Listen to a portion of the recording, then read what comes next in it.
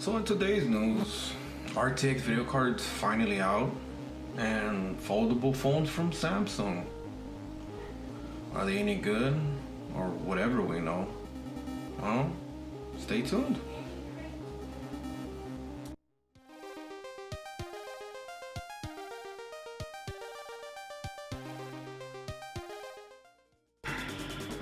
Alright, so ray tracing video graphics, they're finally out, and finally NVIDIA brings out drivers for ray tracing and gave us our first look of how ray tracing looks in games.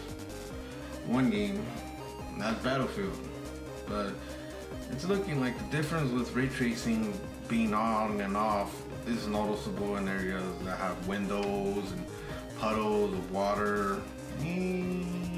That's about it. But what seems to be really noticeable is your freaking frame rates. Now you can really, if you go full ultra settings with ray tracing on, guess what? Your frame rates will go down by freaking half. The good thing is, there's different levels of ray tracing, and it seems that low settings and ray tracing looks about the same as full ray tracing. So it seems you can go low ray tracing with a little higher frame rates. So this is what made people unsure if paying the RTX tax over going with an older 10 series video cards. And so it's looking like retracing is not all it's really cut out to be. So it's looking like retracing is still for the hardcore that have money to spend just because they can. And it's like retracing will still take a while until it becomes mainstream and games less core crazy. And while you can still find so many used 1080 Ti's and 1080 Ti's and mining cards all over online, so I feel like implementing ray tracing right now is the best time for NVIDIA, being that they don't really have any competition from AMD. So right now would be the perfect time to show pretty much the RTX lineup. The bad thing is that the 10 series video cards have been around for a few years now, and Pascal microarchitecture was announced in freaking March 2014. Aww. And when 1080 hit the streets were announced in May 2016 and released around the ending of the month. So there was a lot of hype going on these cards, and you get the RTX cards costing from way too much, over $1,000 to around $1,300 for flagship, and the cheapest model being $500, but that's close to the 1080 Ti prices. You look around online, the only thing I can see that might benefit you with the newer 2000 series cards is the new SLI bridge. That's all I can think of. Since it makes SLI for the 10 series introduce NVIDIA N-Link in the newer model.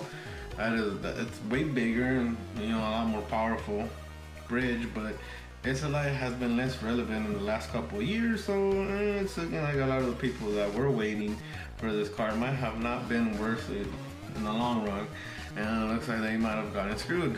So I don't know, AMD, save us, bring your cards. You've been waiting long enough.